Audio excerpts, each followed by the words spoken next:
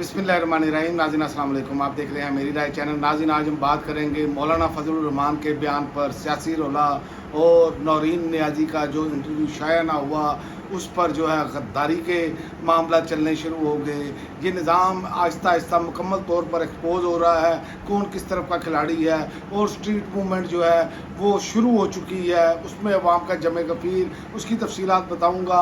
और ट्रंप का जो है वो बुखलाहट और जन्नम के दरवाजे खोलने का ईरान के मुखालिफ पर जो है वो ऐलान, इन सब पर बात करेंगे। लेकिन सबसे पहले हम बात करेंगे मौलाना फजलुर रहमान साहब के हवाले से, क्योंकि नौरीन नियाज़ी साहिबा का वो क्लिप शाया किया गया जो नशर ही नहीं हुआ, जो आया ही नहीं इंटरव्यू, वो ऑफ द रिकॉर्ड गुफ्तगू, और उसको जो है वो बुनियाद बनाकर जैसे उछाला जा रहा है मेन स्ट्रीम मीडिया पर। मेन स्ट्रीम मीडिया अपनी क्रेडिबिलिटी जो है वो मुकम्मल तौर पर खो चुका है। आप किसी भी आम शख्स से पूछे वो कहता है मैं चैनल देखता ही नहीं, न्यूज़ चैनल। उसकी वजह क्या है? उसकी वजह ये है कि जो है वो गैर जानिबदार जो है वो चैनल रह नहीं गए, कंट्रोल्ड सिस्टम चल रहा है। तो आप यहीं से अंदाज़ा लगा लें कि इस निज़ाम के नंगे होने का मैंने पिछली वीडियो में बताया कि ये इमरान खान के बयानिए को तोड़ने के लिए सब कुछ किया जा रहा है कि अपने बंदे, ये निज़ाम जो है वो चाहता है कि एंटी इस्टेब्लिशमेंट बनाकर पेश किए जाएं,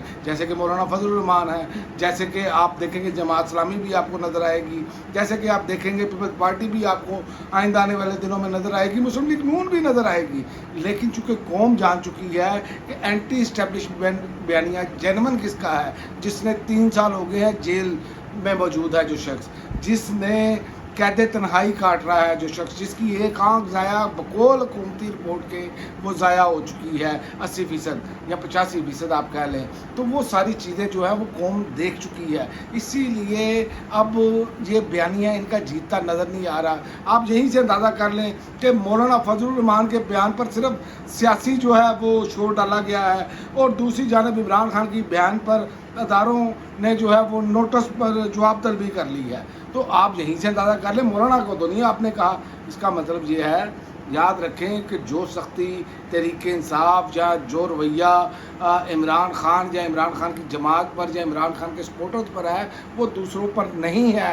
यही असल वजह है, और यही वजह है कि बार बार अब 4 साल 5 साल गुजरने के बावजूद जो है वो इमरान खान का बयानिया जो है वो वैसे ही खड़ा है। बेशक इन्होंने जेल में हर किस्म की आवाज़ बंद कर दी, तस्वीर बंद कर दी, उनका पैगाम आना बंद कर दिया, लेकिन इमरान खान सोचों पर जो है वो छा चुका है लोगों की। तो इसीलिए ये बयानिया ये रोज़ साबित करेंगे आपको, ये भी मैं आपको बताऊँ, क्योंकि जवेद हाशमी की मिसाल मैंने आपको पिछली वीडियो में दी।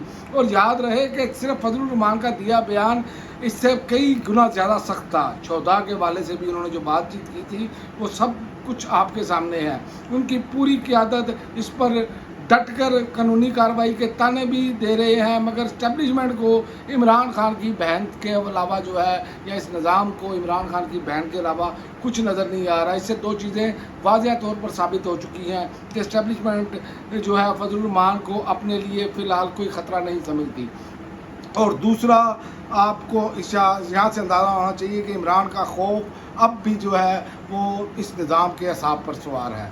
तो इसी खौफ को बढ़ाने के लिए लीमा खान मैदान में आ गई, तहरीक बाकायदा शुरू हो चुकी है। और तहरीक में जो नारा लगाया गया है, आज लीमा खान ने कहा आज़ादी या शहादत, तहरीक अब शुरू हो गई है। लीमा खान का स्वात स्ट्रीट मूवमेंट में खिताब है, और उन्होंने और भी कहा, उन्होंने कहा खैबर पख्तूनख्वा मज़ामत करे और लीड करे, पंजाब को साथ लेकर चले। अब ये हमारी ज़रूरत है, अब वक्त आ चुका है कि हम निकलें। उन्होंने तहरीक इंसाफ की 100 से ज़्यादा सीटें चोरी की हैं। इमरान खान सरेंडर नहीं कर रहे, अवाम भी सर नहीं झुकाएंगे। अलीमा खान का ये खिताब है। और अलीमा खान ने एक और पैगाम वाज़ेह तौर पर दिया, वो ये दिया कि मुराद सईद सामने आए। क्या मुराद सईद सामने आ रहे हैं? तो इस पर मैं लीमा खान का पहले आपको बयान बता दूं कि लीमा खान ने खिताब करते हुए कहा स्वात में कि अब वक्त आ चुका है कि आप लीड करें इन नौजवानों को, नौजवान लीडरशिप की ज़रूरत है। इमरान खान को भी आपकी ज़रूरत है, यही वक्त है इमरान की रिहाई के लिए कुछ किया जाए। और इस हवाले से उन्होंने वाज़ेह पैगाम दिया कि जो है मुराद सईद वो अब सामने आएँ, और जो लोग रूपोशी इख्तियार कर चुके हैं वो रूपोशी अपनी ख़त्म करें। यानी कि वाज़ेह पैगाम है कि मुराद सईद वापस आएँ। और मुराद सईद का जो है اپنا جو اسے کہتے ہیں آپ کہ وہ لیڈ کریں آ کر. اور اسی طرح اب بات یہ ہے کہ عمران خان کی بہن کا آپ کے سامنے ہے، سوشل میڈیا بھرا پڑا ہے، شاندار استقبال ہے، جگہ جگہ پر عوام کا جمع غفیر موجود تھا، اسٹریٹ موومنٹ. اس کا مطلب کیا ہے؟ اس کا مطلب یہ ہے کہ جو وہاں پر قیادت بیٹھی ہے وہ بالکل سنجیدہ نہیں تھی. اگر علیمہ خان جو کہ سیاسی بھی نہیں ہے، لوگ ان کا پاک استقبال کر رہے ہیں، لوگ ان کے ساتھ نکل رہے ہیں، لوگ آپ دیکھیں ہر چوک جو ہے وہ جلسہ گاہ کا مناظر پیش کر رہا ہے.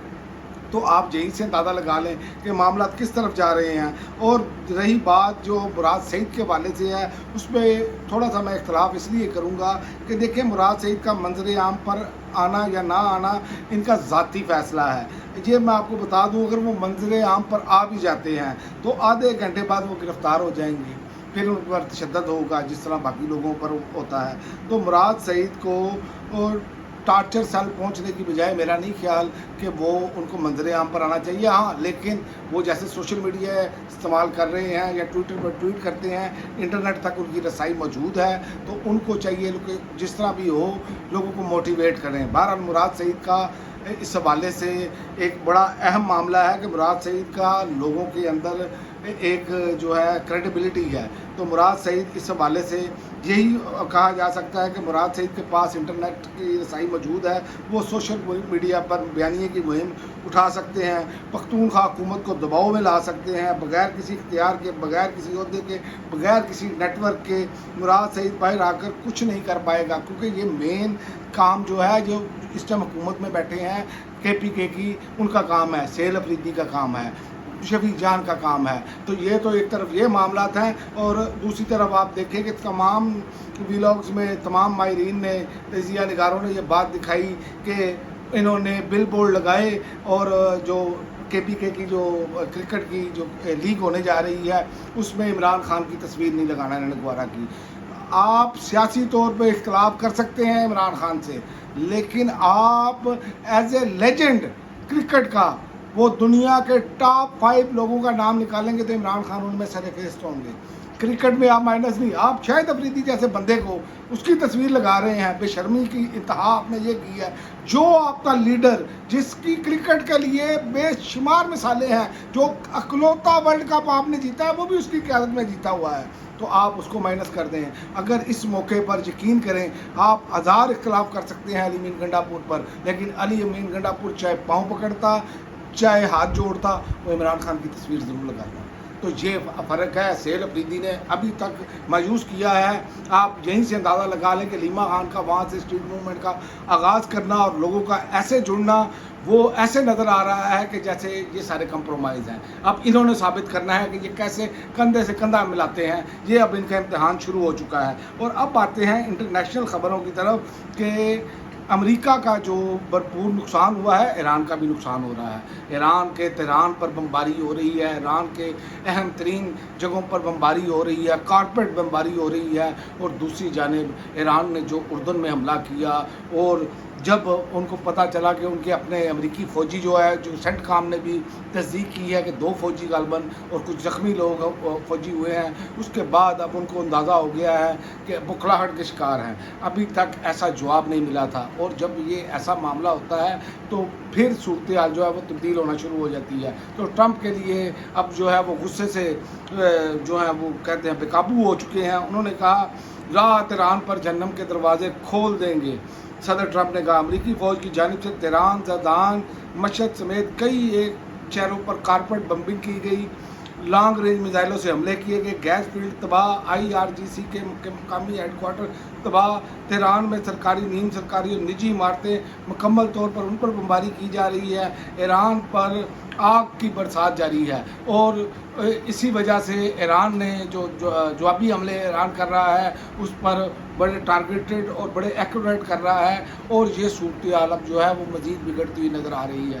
اگر دنیا نے اس معاملات میں مداخلت نہ کی، جو بڑے ممالک ہیں وہ اس میدان میں نہ آئے، بیچ بچاؤ سفارتی مذاکرات کے حوالے سے بات چیت نہ کی، تو یہ ایک ایسا بڑا معاشی بحران ہونے جا رہا ہے کہ جس کا تصور بھی نہیں کیا جا سکتا. کیونکہ دنیا کی 40 سے 50% جو एनर्जी की सप्लाई है वो बंद हो जाएगी। उसकी वजह कि आबना हुकूमत से 20 से 25% जाती है रसद वो मुकम्मल बंद है, और ईरान ने बाबुल मंदब भी बंद करने का ऐलान किया हुआ है। और जैसे ही बाबुल मंदब बंद होगी पूरी दुनिया में एनर्जी क्राइसिस शुरू हो जाएगा, और फिर यहाँ पर जो हालात हैं वो किसी के बस में नहीं रहेंगे। देखते हैं, क्योंकि बहुत सारे ममालिक को ये चाहिए कि अपना रोल प्ले करें, क्योंकि इसके अलावा और हल कोई नहीं। आप दोनों चीज़ें देख लें, पाकिस्तान में हालात किस तरफ जा रहे हैं, मूवमेंट जो है तहरीक वो भी तैयार है, आज़ाद कश्मीर के हालात, बलूचिस्तान में दहशत गर्दी, KPK के कबायली इलाकों में दहशत गर्दी, और आलमी हालात, ये पाकिस्तान के लिए भी ख़तरनाक है, ख़ासकर पाकिस्तानी अवाम के लिए, जो इन्होंने रोज़ाना की बुनियादों पर अब पेट्रोलियम कीमतों में रद्दोबदल का जो किया हुआ है ऐलान वो हमारे सामने है। तो ये सारी सूरत हाल के देखते हुए ऐसे लग रहा है कि जैसे आइंदा आने वाले दिन इंतहाई अहमियत के हामिल हैं पाकिस्तान के लिए भी और आलमी हालात के लिए भी। अब तक के लिए नाज़रीन इतना ही, अगली वीडियो तक इजाज़त दें। अल्लाह।